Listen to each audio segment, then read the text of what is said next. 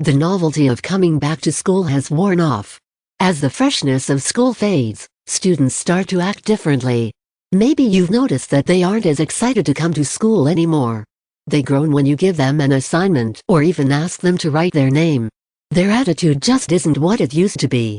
Thus, you get frustrated and confused about how to proceed through the year. I promise you are not alone.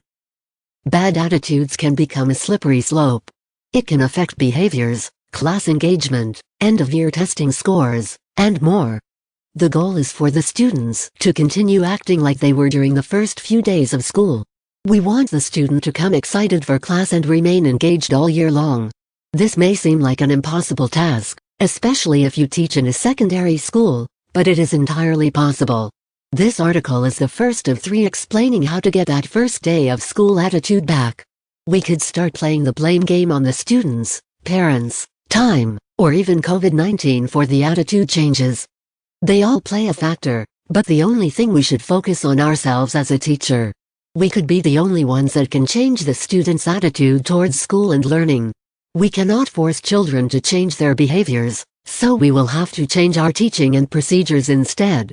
A teacher can do a few simple things to reverse the feelings about school back to where they were at the beginning of the year. Our first focus, which is the main point of this article, is to recognize positive behaviors in your class and your school. If you are looking for negative behaviors in your classroom, you will find them. But if you are searching for positives, you will find them too. Recognizing the students who are doing positive things can make an enormous impact in your classroom. This helps students strive for positive recognition and allows teachers to see the positive in their students. When you start looking for and noticing the good behaviors in your classroom, you might realize that your class isn't that bad. The recognition isn't something that has to be super flashy or involve the whole class. It could be just a little positive note about the behavior you saw. It could be a ticket for a reward. I will discuss rewards in my next article. It could be a sticker on a positive behavior chart. Whatever you choose, you need to explain your system to the whole class before starting it, but then stick with it. I personally like it when positive recognition is a little more discreet. This means I don't announce it to the entire class. The student and maybe their neighbor knows I am proud of them and why. That way, I can really vary what I recognize in each student. The idea is to set a numerical goal of positive behaviors you recognize every day. I suggest starting with at least 3 times every day. Setting that number makes you look hard in your classroom. Try not just to recognize the high achievers or the students who aced your test. Really look into their behaviors and what they are doing in your classroom. A student may be failing your class, but they are trying desperately to engage in your class discussion. That student may be overlooked often, and you might not account for their hard work in your class when you rack your brain for good students, yet they probably deserve some recognition. Giving positive credit can also help you bond with the students that might not get noticed as often. These are the students who might not be the students who excel at the material you are teaching, and are not behavior problems either. I attempt to find a reason to celebrate every single child at least once within a time frame.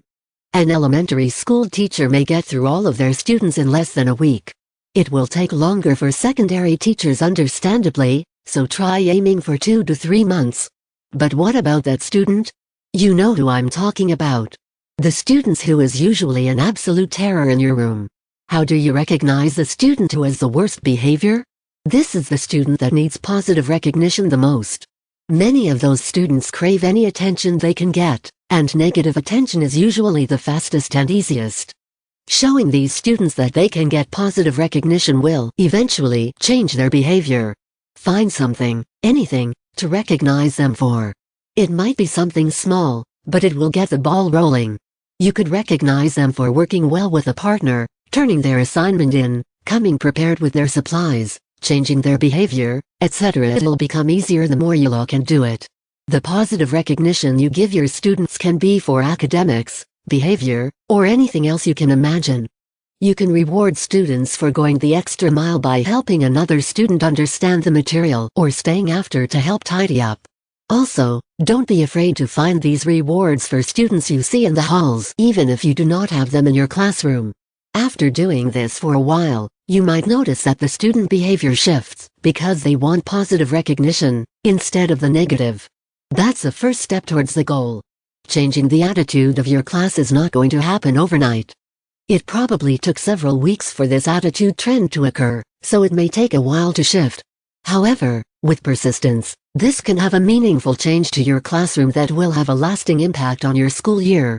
You may find that you will want to implement this strategy at the beginning of the next school year too. The next article will talk about how motivation and rewards can impact your class behavior.